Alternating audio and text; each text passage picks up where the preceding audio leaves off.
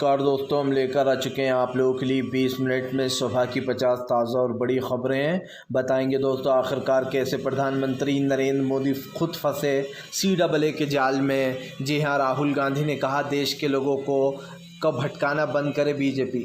आखिरकार क्यों दोस्तों? असदुद्दीन ओवैसी ने बीजेपी को बता दिया वोट बैंक की तैयारी।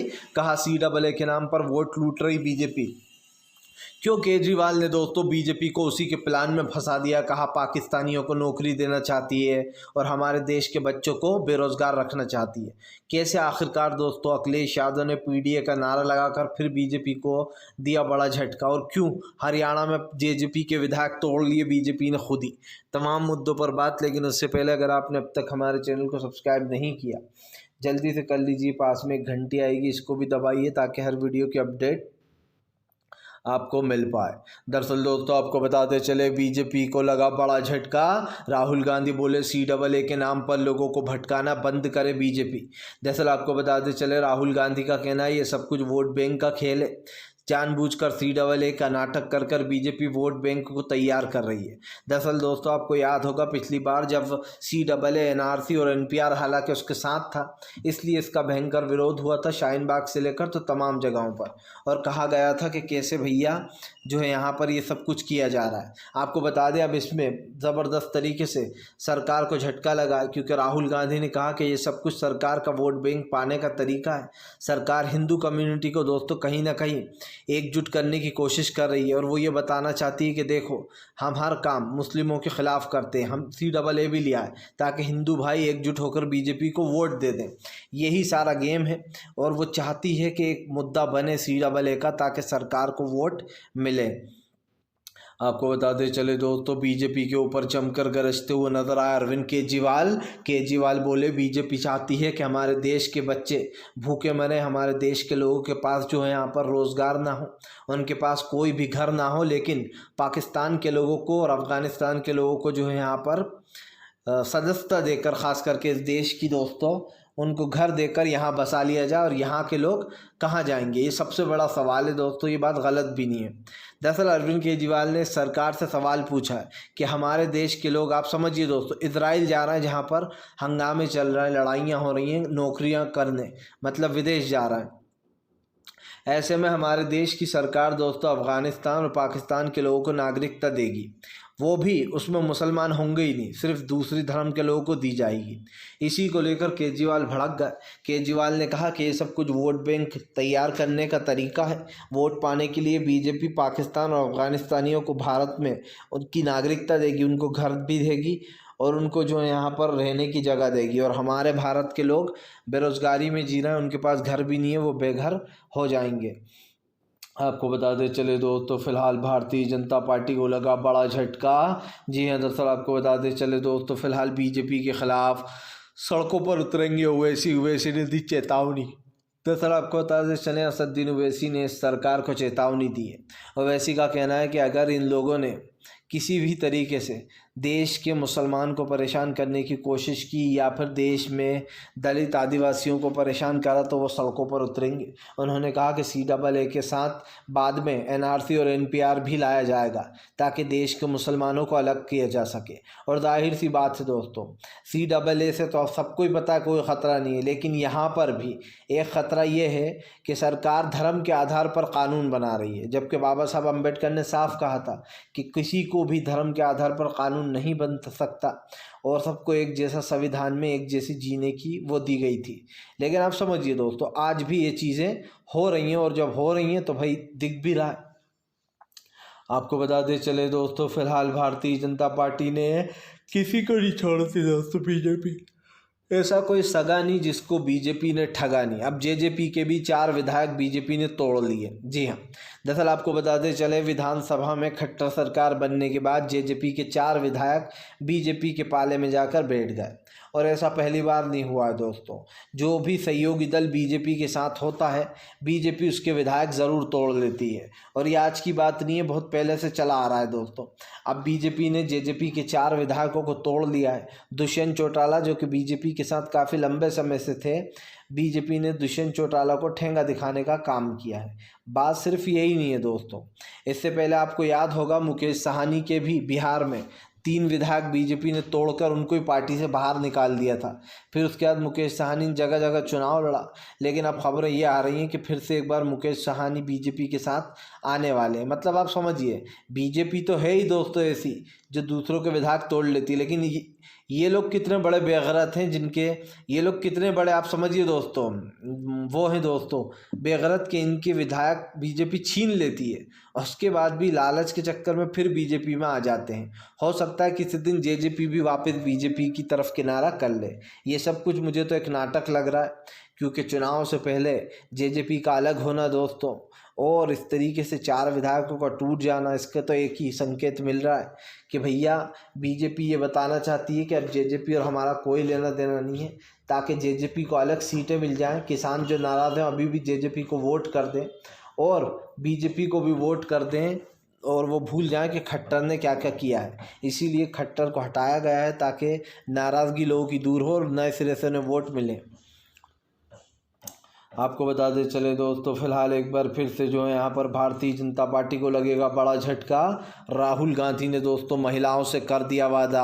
राहुल ने 5 गारंटी दे डाली हैं। राहुल गांधी ने कहा कि अगर हमारी सरकार बनेगी तो हम वादा करते हैं हर साल महिला को 1 लाख रुपए दिया जाएगा। हर गरीब महिला को 1 लाख रुपए मिलेगा, उसकी सैलरी डबल कर दी जाएगी।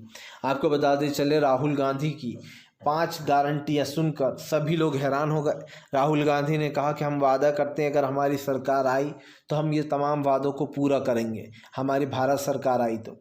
आपको बता दें चले दोस्तों, राहुल गांधी के ये वादे और ख़ास कर ये जितने भी वादे किए गए ये सिर्फ हवा ही नहीं है, इन वादों को पूरा किया जाएगा। हमने देखा कैसे कांग्रेस ने कर्नाटक में भी अपने वादे पूरे किए, हिमाचल में भी दोस्तों उसने अपने वादे पूरे किए हैं। सीधी सी बात यह है कि इस वक्त जो लोग ये तमाम चीज़ें कर रहे हैं उसको लेकर कहीं ना कहीं ये सारी बातें निकल कर सामने आएंगी। इस वक्त बीजेपी की मुश्किलें बढ़ने वाली हैं और ये सब साफ दिख रहा है। राहुल गांधी इस बार दोस्तों महिलाओं से लेकर तमाम लोगों को साधने में लगे हुए हैं, क्योंकि इस बार देश में बड़े बदलाव की ज़रूरत है।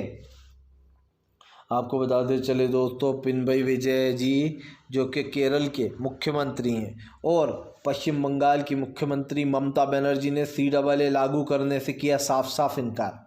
कहा हम किसी भी हाल में नहीं करेंगे CAA को लागू। ममता बनर्जी ने तर्क भी दिया। ममता बनर्जी ने कहा कि मुसलमानों को इससे वंचित रखना, क्या मुसलमान इस देश का हिस्सा नहीं है? भेदभाव के रूप में और धर्म के आधार पर कानून बनाना ये इस देश के संविधान बाबा साहब अम्बेडकर के ख़िलाफ़ है। ममता बनर्जी ने कहा कि बीजेपी इस देश के मुसलमानों को इस देश का नहीं मानती, वो इस देश के मुसलमानों को अलग सलग पटक देती है।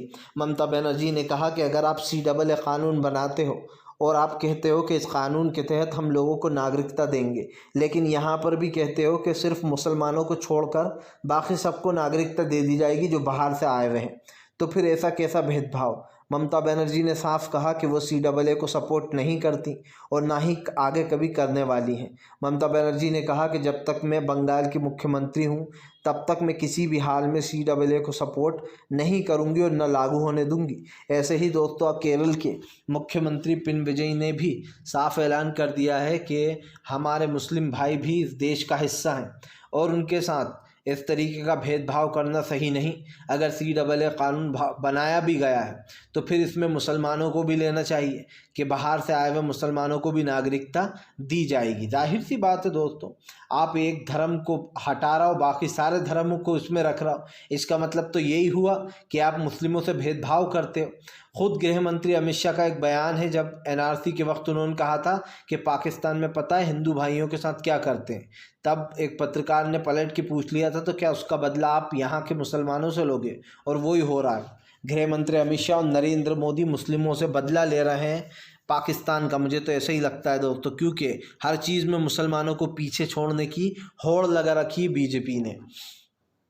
आपको बताते चले दोस्तों, फिलहाल भारतीय जनता पार्टी की बढ़ गई मुश्किलें। अमेरिका ने जताई चिंता। अमेरिका ने कहा CAA देश में लाना बहुत ही बड़ा जो है यहाँ पर एक तरीके से दोस्तों संदेह और विचार विमर्श का वो है दोस्तों पात्र। दरअसल आपको बता दे चले, अब अमेरिका ने सरकार को घेर लिया है। अमेरिका ने CAA कानून को पक्षपाती बताया है।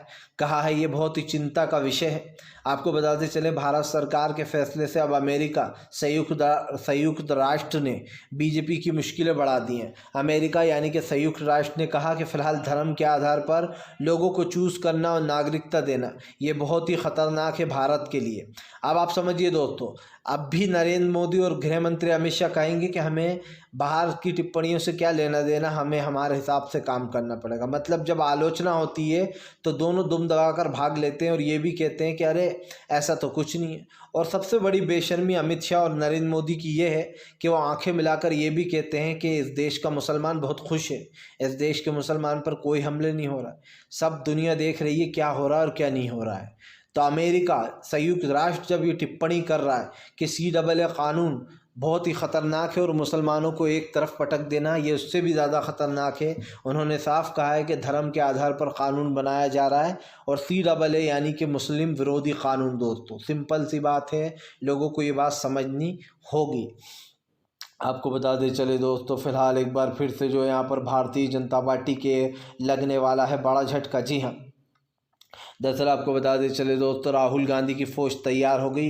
नकुल नाथ से लेकर तो दोस्तों अशोक गहलोत के बेटे तक को टिकट दिया गया है। आपको बता दें चले इस बार दिग्गजों को बाहर रखा जा रहा है। पता नहीं अब तक जो है, क्योंकि ना ही कमलनाथ को टिकट दिया गया है और ना ही दोस्तों हम आपको बता दें चले अशोक गहलोत को टिकट दिया गया है। खबरें तो यहाँ तक आ रही हैं कि मल्लिकार्जुन खड़गे भी चुनाव नहीं लड़ेंगे। आपको बता दें चले हालांकि मल्लिकार्जुन खड़गे जो है दोस्तों वो एक स्ट्रॉन्ग कैंडिडेट है, ऐसा आ तो रही हैं खबरें, पर हमने देखा था कर्नाटक में मल्लिकार्जुन खड़गे ने चुनाव जीता था। प्रियंक खड़गे 5 बार चुनाव जीत चुके हैं। अब लोकसभा का पता नहीं, लेकिन अभी विधानसभा चुनाव ज़बरदस्त तरीके जीते। लोकसभा में किन किन को टिकट दिया जा रहा है, फ़िलहाल ये दूसरी लिस्ट जारी की गई थी। आपको बता दें चले दोस्तों, राहुल गांधी का मीडिया के ऊपर हमला। राहुल गांधी बोले देश की मीडिया पूरी तरीके से जो है मौन हो चुकी है, सिर्फ बीजेपी के लिए बोलती है और विपक्ष के लिए चुप रहती है। राहुल गांधी ने एक बार फिर से मीडिया को घेर लिया। राहुल गांधी का कहना है देश की मीडिया सिर्फ बीजेपी के लिए काम कर रही है। उन्होंने कहा कि फ़िलहाल मीडिया का एक तरफा होना और ख़ास कर किसी एक पार्टी को सपोर्ट करना ये देश के लिए बहुत ही ख़तरनाक है। राहुल ने कहा कि फ़िलहाल मीडिया आज हम विपक्ष के सवालों को नहीं बताती है, हम लोग जो बोलते हैं जो करते हैं उसको विपक्ष छुपाने का काम करती है ये मीडिया। राहुल गांधी ने आरोप लगाया है कि फ़िलहाल मीडिया सिर्फ बीजेपी जो कहती है वो ही दिखाती है। और जाहिर सी बात है दोस्तों, पिछले 8-10 सालों में जो हुआ है वो सब ने देखा है। बीजेपी ने मीडिया को ग़ुलाम बना कर रखा हुआ है। 10 साल में मीडिया ग़ुलामी की ओर बढ़ गई है। इससे पहले जब कांग्रेस की सरकार थी तब कोई भी दोस्तों इस तरीके से ग़ुलाम नहीं था। हमें अच्छे से याद है दोस्तों, मैं पुराने वीडियो देखता रहता हूँ, तब मनमोहन सिंह साहब से खुलकर मीडिया वाले सवाल पूछते थे कि गरीबी क्यों बढ़ रही है, महंगाई क्यों बढ़ रही है, जो भी है मनमोहन सिंह साहब उसका जवाब दिया करते थे। लेकिन हमारे देश के माननीय नए प्रधानमंत्री जो 10 साल से सत्ता की कुर्सी पर काबिज हैं, ना ही उन्होंने आज तक एक भी लाइव कॉन्फ्रेंस की और ना किसी पत्रकार के सवालों का जवाब दिया। और इससे भी इंटरेस्टिंग बात यह है कि किसी भी गोदी पत्रकार ने आज तक प्रधानमंत्री अगर चैनल पे गए भी, उनके गोदी चैनलों पे गए भी गोदी पत्रकारों के, तो किसी ने भी ये सवाल नहीं पूछा कि देश में इतनी महंगाई क्यों बढ़ रही है, क्यों देश में महंगाई, गरीबी, बेरोज़गारी दोस्तों इतनी ज़्यादा बढ़ चुकी है। एक भी मीडिया चैनल ने ये पूछने की जहमत नहीं करी। उल्टा मीडिया तो जो है दोस्तों प्रधानमंत्री नरेंद्र मोदी को सपोर्ट करती है, पूछती है। अक्षय कुमार पूछते हैं आम कैसे काट के खाते हैं, मीडिया पूछती है आप कौन सा टॉनिक पीते हैं जो इतने ज़्यादा एनर्जेटिक रहते हैं। ये किसका सवाल था? रूबिका लियाकत का। तो जाहिर सी बात है जब मीडिया ही ग़ुलाम बन जाए तो सवाल पूछने वाले कहाँ मिलेंगे आपको। आपको बताते चले दोस्तों, भारतीय जनता पार्टी की बड़ी मुश्किलें, जी हाँ, इस बार दोस्तों बीजेपी को ले लिया गया है निशाने पर। दरअसल आपको बताते चले दोस्तों, बीजेपी को अखिलेश यादव का करारा तमाचा। अखिलेश यादव बोले पीडीए दलित, पिछड़े, आदिवासियों के लिए खड़ा है। अखिलेश ने कहा इस देश में इतनी सरकारें बनी लेकिन किसी ने भी दलित, पिछड़े, आदिवासियों का साथ नहीं दिया। उन्होंने कहा कि इस बार बीजेपी को सत्ता से हटाकर रहेंगे और जो भी हमारे दलित, पिछड़े और आदिवासी भाइयों का हक छीना गया वो उनको हम देकर रहेंगे। अखिलेश ने कहा कि आज तमाम सरकारी नौकरियों में इन लोगों की भागीदारी कहीं पर भी नहीं है, इन लोगों को कहीं पर नहीं है। दोस्तों हम आपको बता दें उत्तर प्रदेश में सबसे ज़्यादा जो है यहाँ पर ठाकुर और जो है ब्राह्मण लोगों को नौकरियां दी जाती हैं। यानी कि गरीब समाज के लोग जो बेचारे पढ़ लिख कर अच्छे से पढ़ लिख कर आते हैं दोस्तों, उल्टा उनको जो है यहाँ पर वो बताया जाता है, नीचे दिखाया जाता है, उनको नौकरियां नहीं मिलती हैं। आज की तारीख में नौकरी पाना आसान बात नहीं है दोस्तों, करोड़ों रुपए खर्च करके भी नहीं मिल पाती है। आपको बताते चले दोस्तों, बीजेपी के ऊपर जमकर गरजते हुए नजर आए संजय रावत बोले फिलहाल बीजेपी का एक और मास्टर गेम है CAA। आपको बता दें संजय रावत ने कहा कि अगर आप CAA को लेकर इतने ही वो थे श्योर रहे तो फिर आपने 3 साल तक इसको लटका कर क्यों रखा। आपको बता दें चले संजय रावत ने कहा कि बीजेपी ने SBI वाले मामले को दबाने के लिए सिर्फ चुनावी बॉन्ड को दबाने के लिए CAA का सहारा लिया है, जबकि सरकार के पास इसके तौर तरीके और नियम अब तक नहीं है दोस्तों। यही नहीं, उन्होंने कहा कि अगर नागरिकता देने की बात थी तो इतने दिन से जो लोग बाहर से आए हुए क्यों नहीं दी उनको नागरिकता, क्यों बीजेपी सिर्फ नाटक कर रही थी। और सबसे बड़ी बात यह है दोस्तों कि बीजेपी हमारे देश में रह रहे लोगों को झटके देकर बाहर के लोगों को नागरिकता देना चाहती है। सवाल सिर्फ नागरिकता का तो है नहीं दोस्तों, लेकिन यहाँ पर धर्म के आधार पर खेल हो रहा है। ये तो साफ कहना है भैया कि हम मुस्लिमों को छोड़कर बाकी सबको नागरिकता देंगे, जितने भी मुसलमान हैं उनको नागरिकता नहीं मिलेगी। लेकिन अगर दोस्तों बाहर देश का कोई हिंदू भाई है, सिख है, ईसाई है, उन लोगों को मिल जाएगी।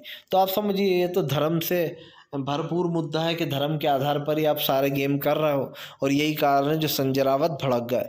आपको बता दें चले दोस्तों, बीजेपी के लिए मुश्किल खड़ी करने के लिए अब यूसुफ पठान ने किया नया खेल। जी हाँ, आपको बता दें चले ममता बनर्जी के तुरुप के जिसको ममता बनर्जी ने टिकट दिया है दोस्तों, वो बंगाल में बीजेपी का सूपड़ा साफ करने वाले हैं। सबसे बड़ी बात यह है कि ममता बनर्जी ने अपनी लिस्ट जारी कर दी है। इस लिस्ट के तहत दोस्तों बड़े झटके लगेंगे विपक्ष को। और हमने एक चीज़ और नोटिस की है दोस्तों कि यहाँ पर भारतीय जनता पार्टी को एक बड़ा झटका इसलिए भी लग रहा है क्योंकि कहीं ना कहीं बीजेपी दोस्तों पूरी तरीके से वो हो चुकी है। यहाँ पर आपको बताते चलें फिलहाल प्रधानमंत्री को लपेटे में भी ले लिया गया है, जहाँ पर विपक्ष साफ कह रहा है कि फ़िलहाल वो अभी इंडिया गठबंधन के साथ तो हैं दोस्तों। जितनी भी सीटें बंटवारा हुई हैं, ममता बनर्जी भी इंडिया गठबंधन के साथ है। हालांकि उन्होंने ये अलबत्त कहा है कि वो अकेले चुनाव लड़ेंगी बंगाल में। आपको बता दें दोस्तों फिलहाल मध्य प्रदेश में हो गया नया खेल। जी हाँ, इस बार बीजेपी को मात देने के लिए राहुल गांधी ने अपनी फौज की तैयार। दरअसल आपको बताते चले पिछली बार जब विधानसभा चुनाव में जो चूक गई कांग्रेस, इस बार दोस्तों लोकसभा में नहीं चूकना चाहती। जिन महिलाओं जिन लोगों से जो वादे किए गए जिनको निभाया नहीं जा रहा है, उसको लेकर अब ज़बरदस्त तरीके से भड़ास निकालते हुए नज़र आएंगे दोस्तों राहुल गांधी। आपको बताते चले फ़िलहाल यहाँ पर एक चीज़ साफ़ हो चुकी है कि बीजेपी को घेरने के लिए राहुल गांधी ने कहीं ना कहीं नया गेम कर दिया है। और दोस्तों एक चीज़ की आपको समझ ही नहीं होगी कि अब तक जो है यहाँ पर इस सरकार ने जो चीज़ें की, जिन चीज़ों पर हम जो है यहाँ पर तमाम मुद्दे कर रहे हैं, उसको लेकर कहीं ना कहीं ये सरकार पूरी तरीके से घिर चुकी है। और दोस्तों भारतीय जनता पार्टी को लगता है कि वो CAA के नाम पर जो राजनीति कर रही है वो जनता को समझ में नहीं आ रही है, लेकिन जनता सब समझ चुकी है दोस्तों। जनता को अच्छे से पता है कि कौन कब क्या करने वाला है, कहाँ कैसे क्या होगा, और इसीलिए जनता ने सोच लिया है कि बीजेपी को सत्ता से बाहर करना है। आपको बताते चले दोस्तों बीजेपी के ऊपर जमकर गरजते हुए नजर आए मल्लिकार्जुन खड़गे बोले अगर देश के लोकतंत्र को बचाना है तो इस बार एकजुट होकर वोट देना, एक पार्टी को वोट देना ताकि देश मजबूत हो और देश की जो संस्थाएं हैं दोस्तों जिनको कमज़ोर किया जा रहा है उससे कहीं ना कहीं निजात पाई जाए। सबसे बड़ी बात यह है दोस्तों कि हमने एक चीज़ हमेशा नोटिस की, बीजेपी ने देश के लोकतंत्र को ख़त्म करने का काम किया और कांग्रेस ने उसको हमेशा बचाया है। इस बार भी उम्मीद यही है कि हमारे देश का जो ख़त्म होता हुआ लोकतंत्र है उसको कांग्रेस आकर बचाएगी, क्योंकि जब वो सत्ता में आई है उसने देश के लिए काम किया है दोस्तों। ये बात कोई झुटला नहीं सकता है। जो इतने सारे एम्स खड़े हैं, जो हवाई अड्डे हैं, रेलवे स्टेशन है, कांग्रेस की देन है। फिलहाल दोस्तों का वीडियो अच्छा लगे तो लाइक ज़रूर